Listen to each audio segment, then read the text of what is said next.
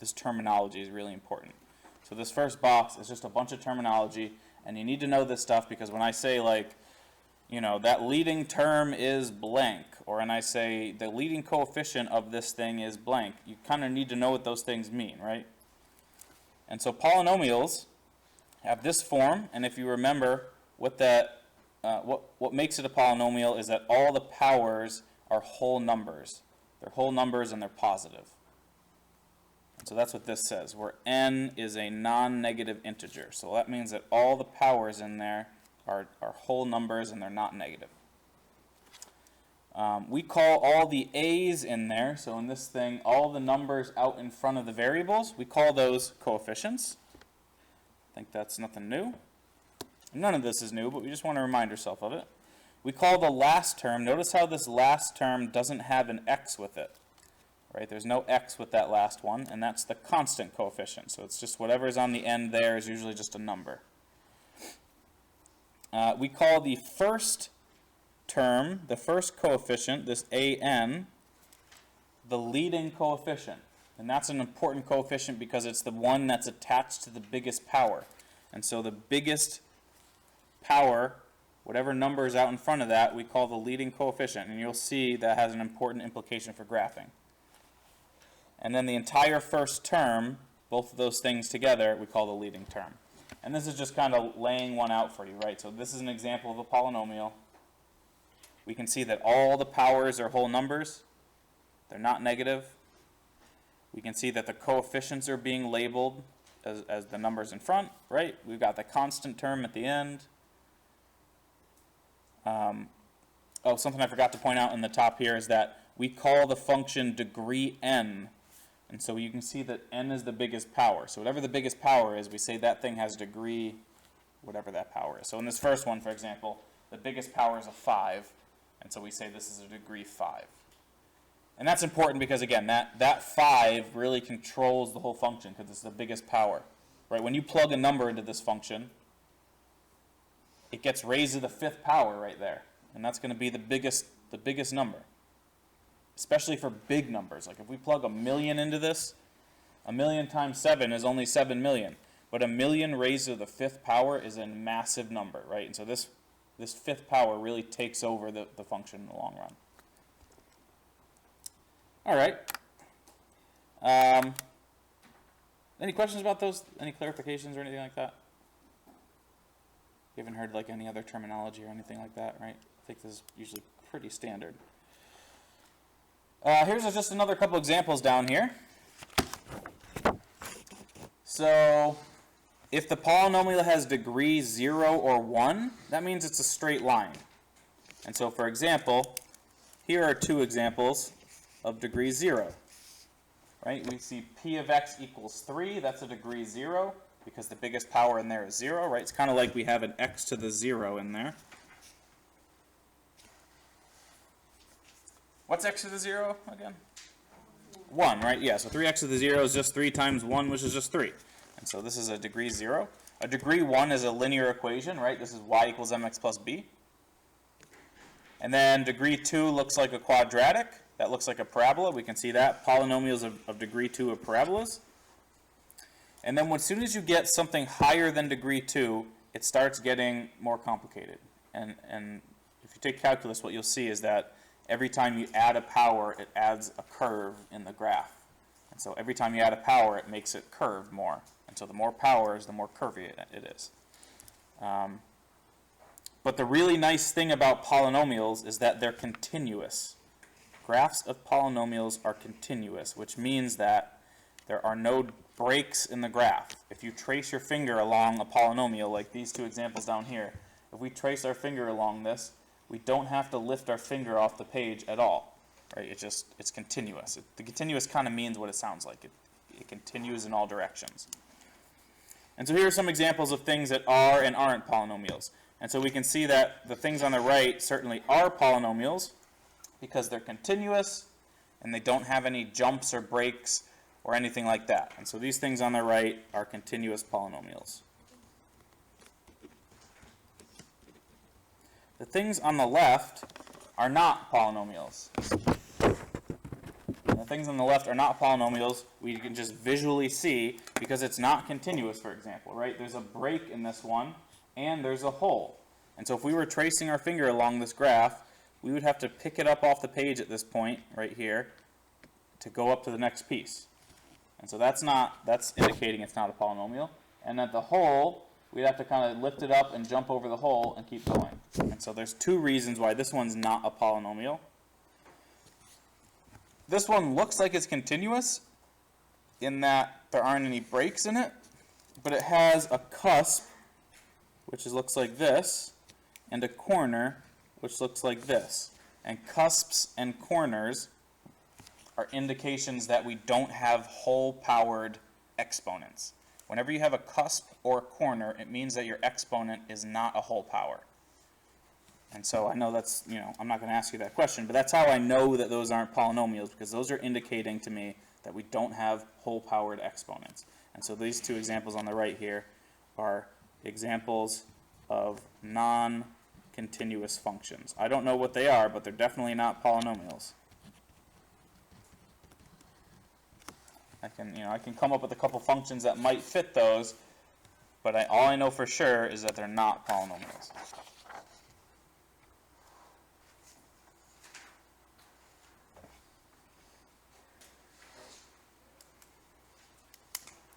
Questions? Just some terminology on this page. Then we want to start graphing this stuff. All right, and I'm going to say things like, all right, you take the leading coefficient. All right, this is a degree 4, blah, blah, blah. And you just want to kind of come back to this and know what those different terms mean. Is that all right? Okay, so let's graph some.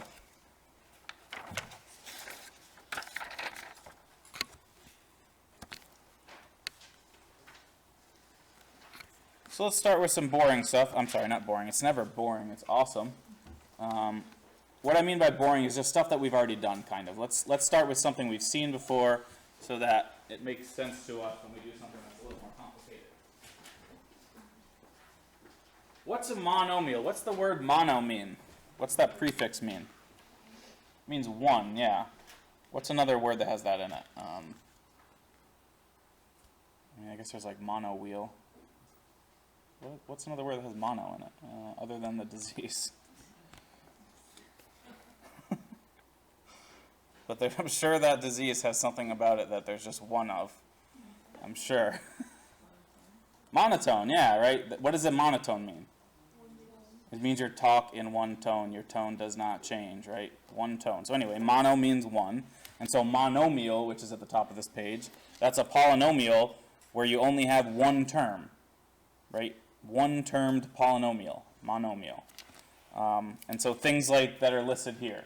X squared, x cubed, x to the fourth, x to the fifth, those are monomials because they each only have one term.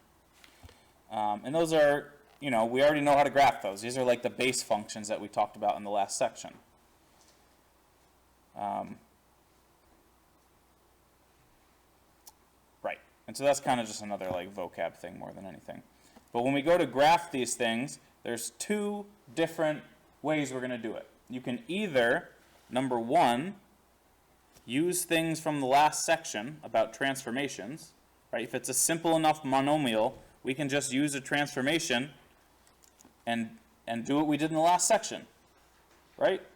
And so this is this method is what we did last time and the time before it. And so we'll practice doing that real quick. But then what we want to do really is graph more complicated polynomials that are not just a single term. We want to do not just transformations. We want to be able to start with any polynomial and get a general sketch of what it looks like. And so that's what's going to be done on the next page. Next page or pages? I guess next 2 pages. And so keep in mind that, we're going to do these 2 different ways. The first is kind of a review. The second might be a little bit new. And so the first one is on this page. If a function is simple enough to graph, if it's just a monomial, if it's a transformation of a monomial, I should say, then we don't really need to do any work. We just kind of know how to transform them using the stuff from the last section. So like for example, we've got x minus 4 squared here. What kind of transformation is this? What are we transforming in this first one? What graph though? What's the base graph? Yeah, x squared, right? So we're in this one, our original function is x squared, and what did you say we're doing to it, Manuel? We're moving it to the right 4. So we started with x squared, and we plugged in an x minus 4. Right? That's how we're thinking about this problem. And so this is a translation to the right 4 units. Right? And so we're going to move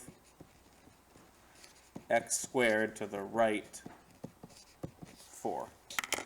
And so, it's an easy enough graph. We just kind of do it the way we did last time, which is we start with x squared, and we just move it to the right 4. And so instead of being at 0, 0, it's over here at 4, 0. So that one's no big deal. What about this next one? Take a second and think about this next one. There's three transformations going on in this next one. Okay, so let's just so we're on the same page. What are we transforming? What's the base function? Yeah, so this is an x to the 5th transformation. But we've got a bunch of things going on. There's a negative sign out front, there's a 2 out front, there's an x minus 2 inside of it. And so there's 3 things that are happening. And just take a second and think to yourself, what are those 3 things doing?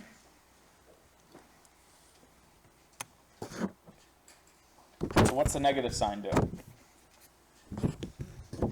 Flips it, vertically, good. Not horizontally because it's on the outside of the function. It's a vertical flip.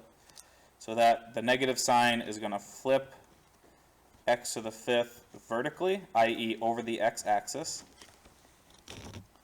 The 2 is what we talked about at the start of class. What is that? It's a stretch because it's bigger than 1. If it was a fraction, it would be a shrink.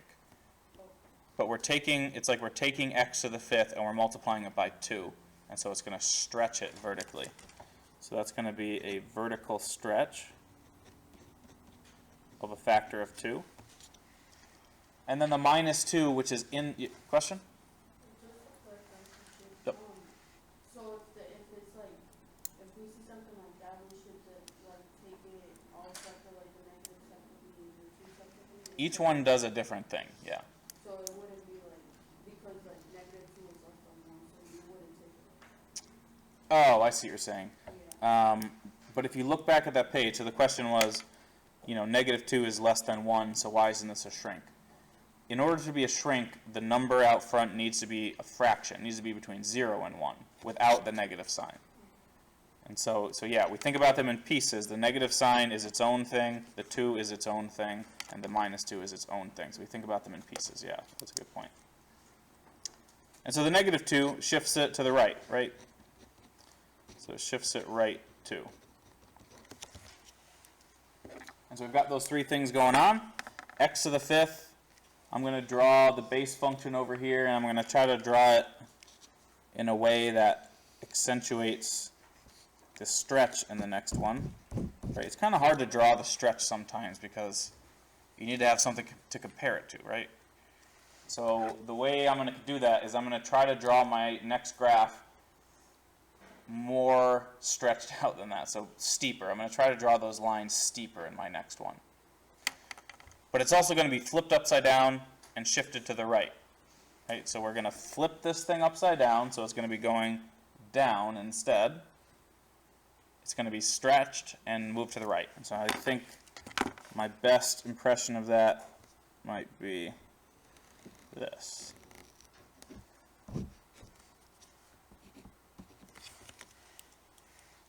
And I know the x-intercept because it just moved to the right too, right? It used to be at 0 and it moved to the right too. And again, I tried to draw it more stretched out. I tried to draw it steeper than the other one to indicate that vertical stretch.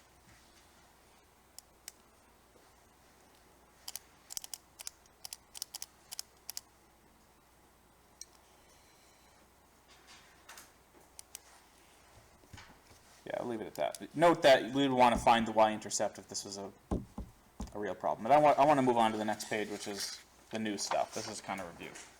But I did want to point out, I usually like doing this because just to point out that these are polynomials. These transformations of these things are polynomials. If we did the fifth power and we did this all out, like we expanded this, it would look like a polynomial that looks just like something on the first page. What's the degree of this one? What's the biggest power going to be, you think? 5, yeah. So that 5 is telling us it's degree 5. And this one's going to be a degree 2. But they're just factored. They're in factored form, right? It's like a factored version of a polynomial. Okay. Let's graph them. That's on the next page here. Let's graph them. Let's graph not boring ones, not monomials, not transformations. So let's look at that. The first page got a lot of words on it. And it's really just a guide. It's trying to guide you through this stuff in case you really need it. But if we let's just please just take a second and try to understand this. It won't be as daunting as it looks like. Like when I look at this page, it just looks very daunting to me because there's a lot written down. But it's really not that complicated. There's 4 steps. And what I've done is I've repeated the steps. I copied and pasted this thing from the book, which is fine. But then I tried to write out the steps in my own words below it. So let me just start by saying that. All this stuff here is just re-explained down there. So it's repeated, so it's half as much information as it looks like. And let's just take a second and figure out what each thing's telling us. So if we want to know what a polynomial looks like, right, and we already know it's going to look something like this. It's going to look something like these ones from the first page. Let's look at the characteristics of this. It's got some zeros, and by zeros I mean x-intercepts, right? Each one has a couple x-intercepts. There's some bumps in it, but the bumps are somewhat controlled by the x-intercepts. In other words, if I know that the graph crosses, I can't really zoom in on this one. If I know the graph crosses at those 2 points, then that means that the graph either goes down below those 2 points and touches, or it goes up and comes back down. And it's easy to figure out which one of those does by testing a point in between there. And so if we just figure out what those zeros are, and then test a point in between them, we can figure out what that bump is, whether it goes down or up. And then the ends, see how this one has the ends pointing in opposite directions? This one has one end pointing down and the other one pointing up. And this one has them both pointing up. That's because this one is an even function. Even degree is what I meant to say, not even function.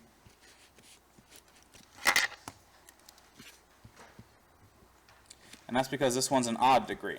And so the degree tells us whether or not the functions are pointing in the same direction, the ends are pointing up or down, or whether they're pointing in opposite directions.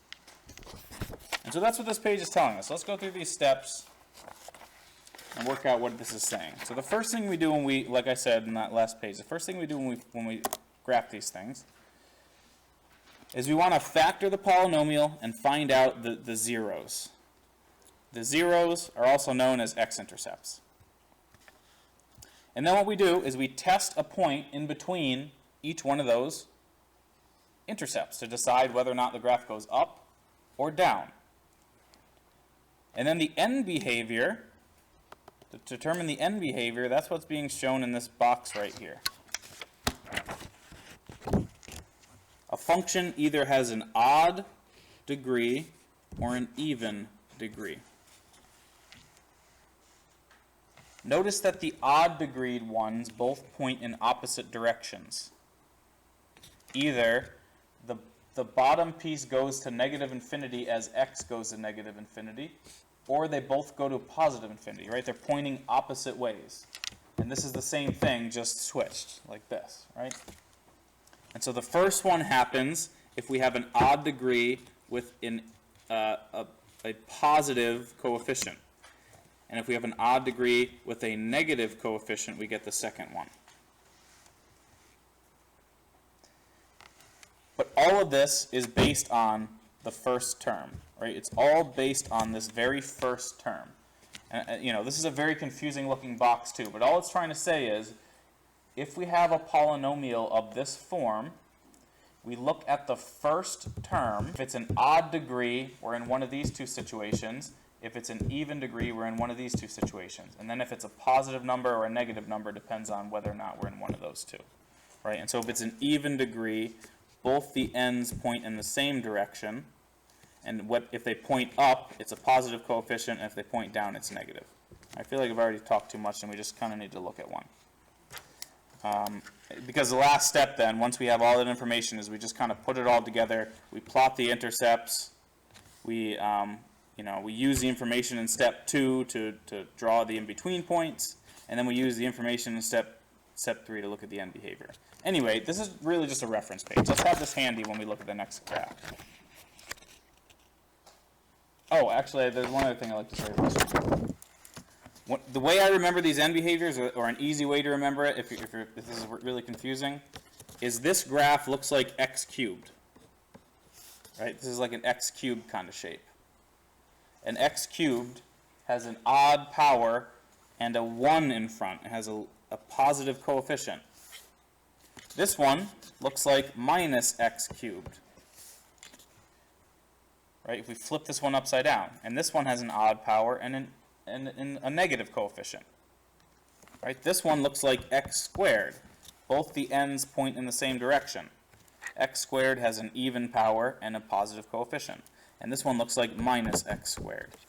And that has an even power and a negative coefficient. And so if you just kind of remember that those 4 things look like those 4 graphs, it kind of helps you keep this straight in your head. Does anyone have any questions before we look at one? I think if we look at one, it'll clear things up a little bit. If you have something that's on your mind right now, I'm happy to answer it. Okay, let's look at one. So let's graph this polynomial. So use steps 1 to 4 from the previous page to graph this polynomial. So the first thing we want to do is figure out where it crosses the x-axis. We want to know where to put points along here. And so that's where we factor and figure out where the zeros are. So number 1 says factor. How do we factor this thing? What's the first thing we can do to factor that? It's a cubic, so we don't really have like a good method there, but there's something in common in all those terms. What can we pull out of there? Yeah, they all have an x, right? There's an x in each one of those, and so we can factor an x out.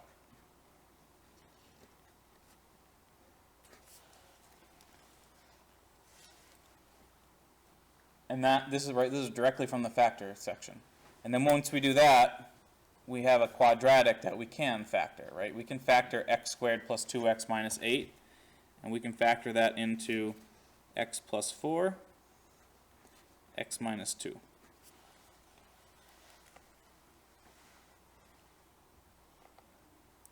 And we want to do that because this helps us figure out what the zeros are. This literally, we can just pick them right out of here. So we think, okay, the function, the original function, equals 0 if this one equals 0, this one equals 0, or this one equals 0. If any of those 3 things is 0, then the whole function ends up being 0 because you multiply by 0. And so we get 3 answers out of that, right? So the x-intercepts are x equals 0, x equals negative 4, and x equals 2. And so I know it's going to cross the x-axis at those 3 points.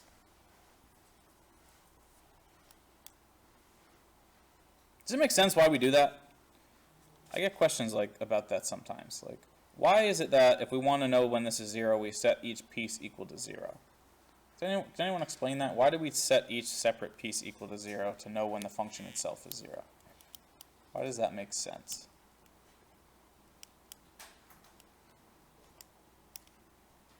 So the way I like to think about it is if we want this to be 0, we want x times x plus 4 times x minus 2 to be 0, the only way we can multiply three things together and get 0 is if one of those things is 0. Right? Either x has to be 0. If that's 0, it cancels out the other one and makes those 0, right? If x plus 4 is 0, it cancels the other two out. And if x plus 2 minus 2 is 0, it cancels the other out. So if any one of those individually is 0, it multiplies the others and makes them all 0. And so that's why we take them separately and see when each piece is going to be 0. And we get 3 answers out of that. Any questions about that at all? That's kind of an important thing. And so before I do anything else, I'm going to put those on the graph. I don't know what the graph does yet, but I know it's going to touch right here at 0. It's going to touch right here at 2. And it's going to touch right here at minus 4. I just know it's going to touch those 3 places. And now what I want to do is just fill in the pieces that are in between each one of those. Just fill in the different pieces in between them.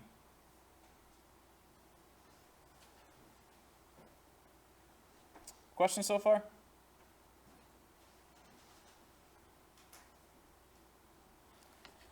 So that's step 1. Step 2 says test some points. Let's make a table of values and test some points in between all the points that we just found. So we'll make a table and we're going to test some values in between all of these. I'm probably going to ask you to try this next one, by the way, so I hope you're focusing in on this one, and we'll give you a good practice on the next one. So number 2 says create a table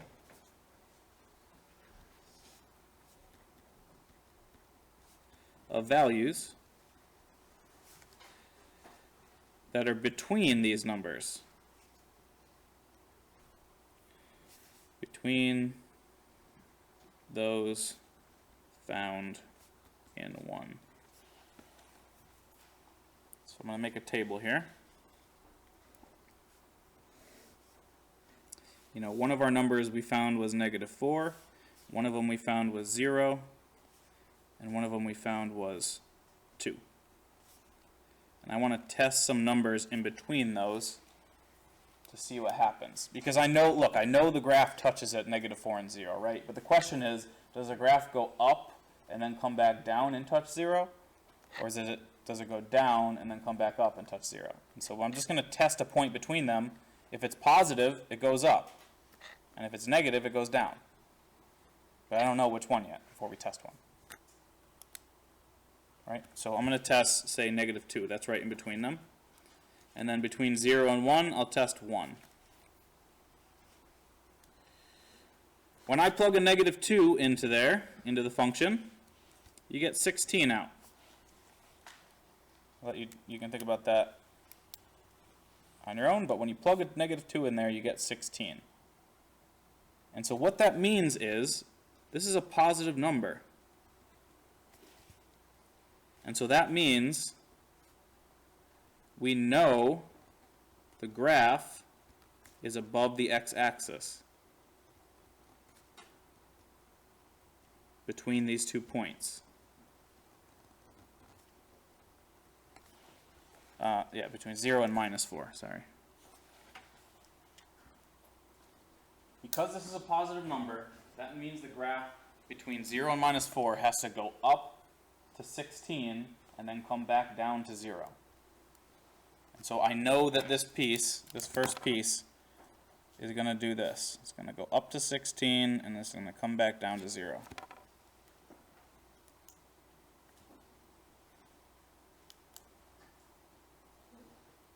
Yep.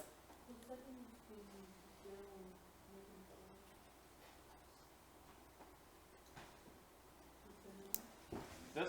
No, the last thing. This. So 0 and -4. This? No, it was that. So in between 0 and -4 is and. Oh, it's an and sign, yeah. Let me make that a little more legible.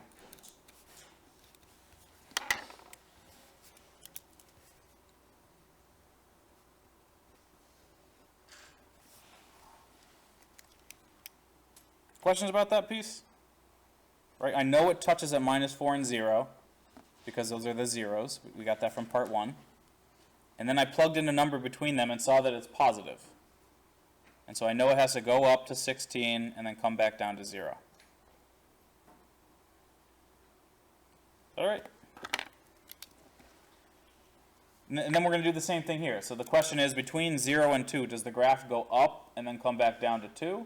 Or does it go down and then come back up to 2? And so I'm going to test 1 and see. And so when I plug a 1 in, g of 1 ends up being negative 5.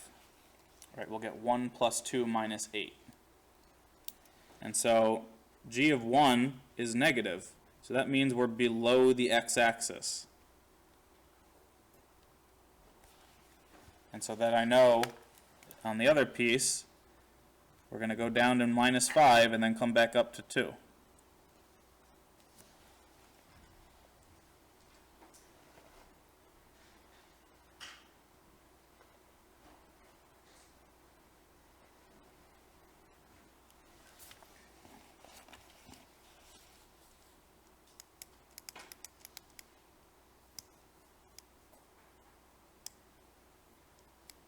Questions? Why don't I need to test a point past 2? What's going to happen on the outsides of this? So minus 4 and 2. I'm not going to test any points out here. Any thoughts on that?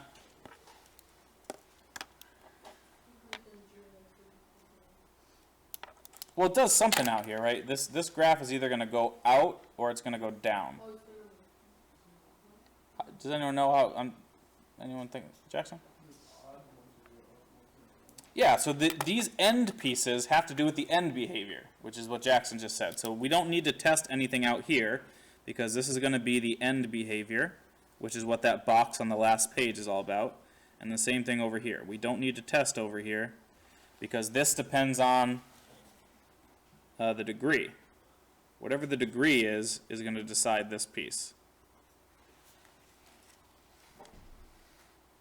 And so I look at that first page again. Let me put that first page back up. This is the end behavior page, right? And I'm looking at this polynomial, and it's got an odd power. It's got an odd degree of 3, and there's a leading coefficient of 1. And so when I'm looking at this, that's this situation where we have an odd degree and a positive leading coefficient. And so the right end is going to point up, and the left end is going to point down. And so let me write that down, and then we'll draw it.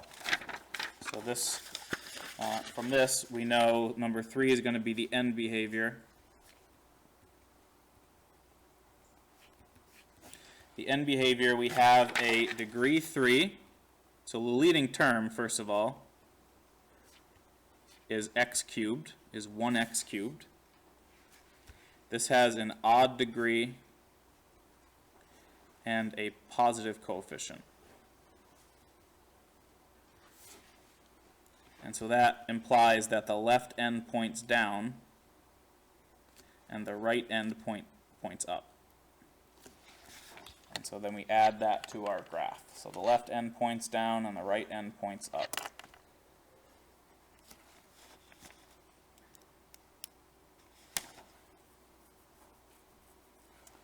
And that's what this graph looks like. Think about why that end behavior is true, right? X cubed is what really matters because when you plug big numbers into x cubed, it takes over. When you plug big positive numbers into x cubed, they stay positive, right?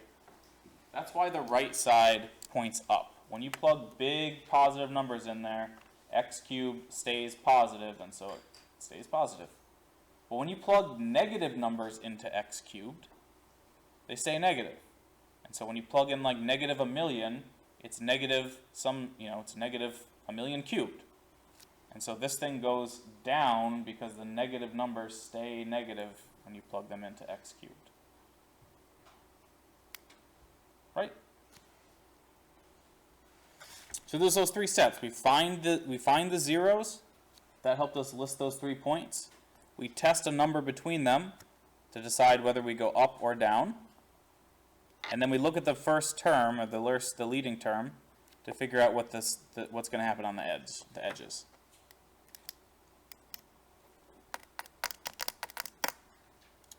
Questions?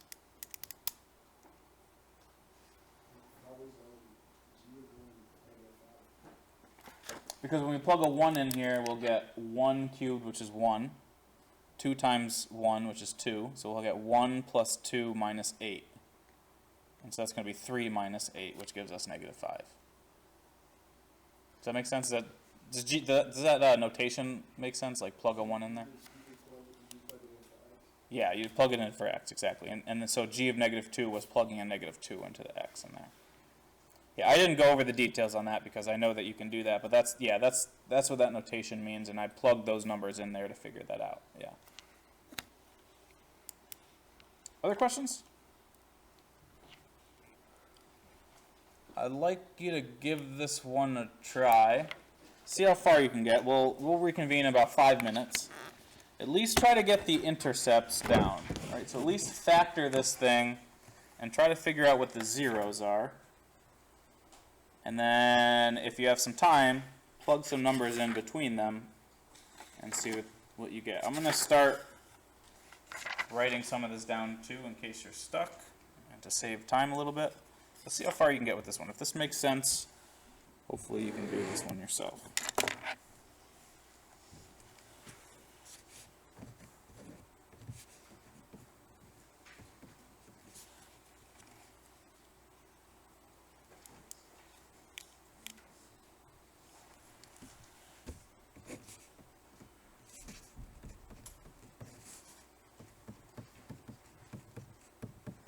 Right, so you can factor out an x squared out of this one.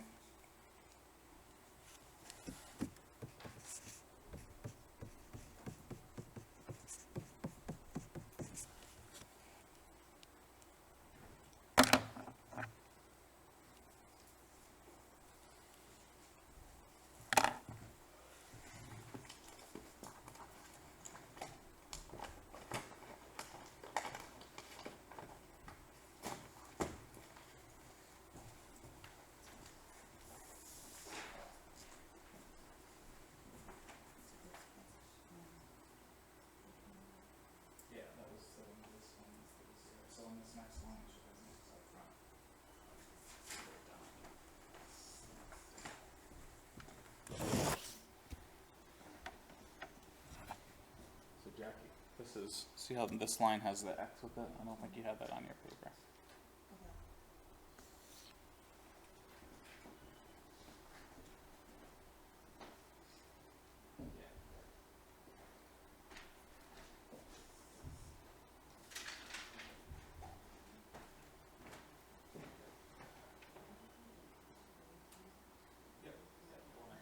So I did that already.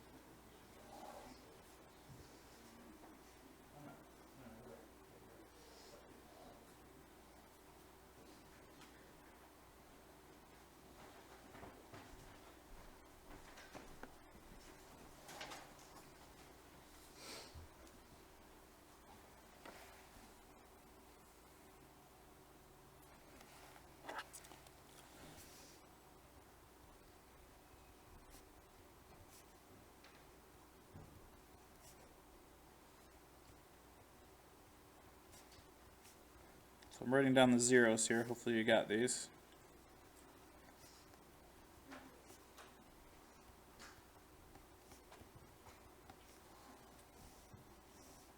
Guys get 2, 0, and 1 out of there. Whoops.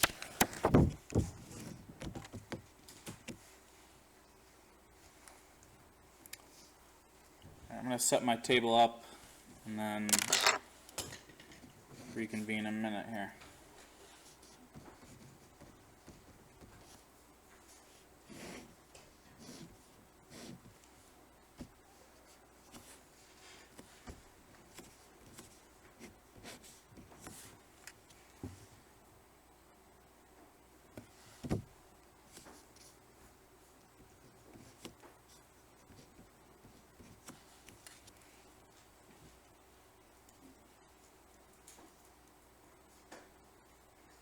It's actually, so let's reconvene. These are a little tough to plug in without if you don't have a calculator with you.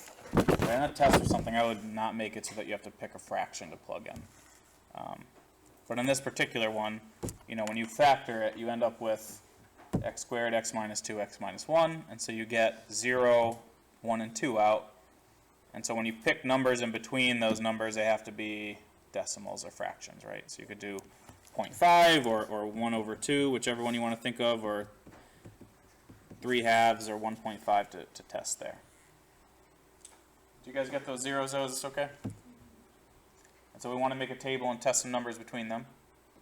Again, I apologize for making it a fraction one, but sometimes you got to do fractions.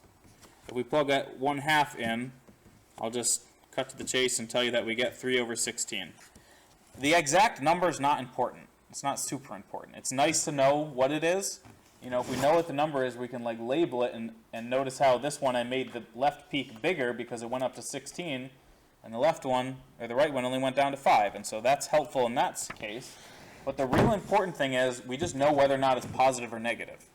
Because we want to know, on this graph, I know it crosses at 0, I know it crosses at 1, and I know it crosses at 2. And I just need to know whether it goes up and then back down, or down and then back up. And so since this is positive, we're going to be above the x-axis at this point. And so between 0 and 1, we're positive. And so I'm going to go up to 3 over 16, and then back down to 0 on that first piece from this.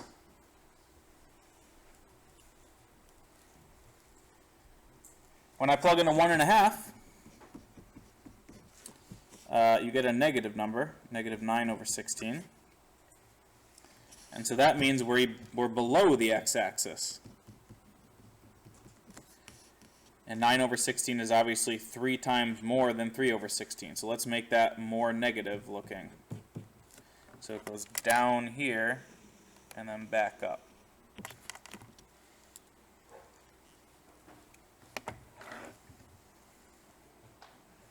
Those two pieces all right?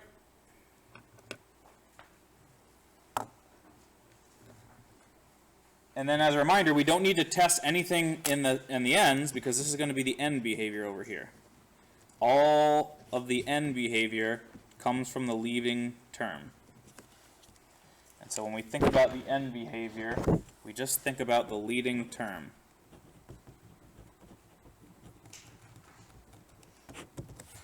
So the leading term in this one is x to the 4th. Is 1x to the 4th. And so it's got an even power and a positive coefficient, right? So this has got an even power and a positive coefficient. And so that implies, let me go back to the last page, right? Even degree, positive coefficient, that's this picture, right? Even degree, positive coefficient, and so both of the ends point up. In other words, think about what x to the 4th looks like, right? X to the 4th has both ends pointing up. And so this means that both ends are going to point up, right? So this means that ends both point up. And so we finish off this graph by making both the ends point up. And that's what that one looks like.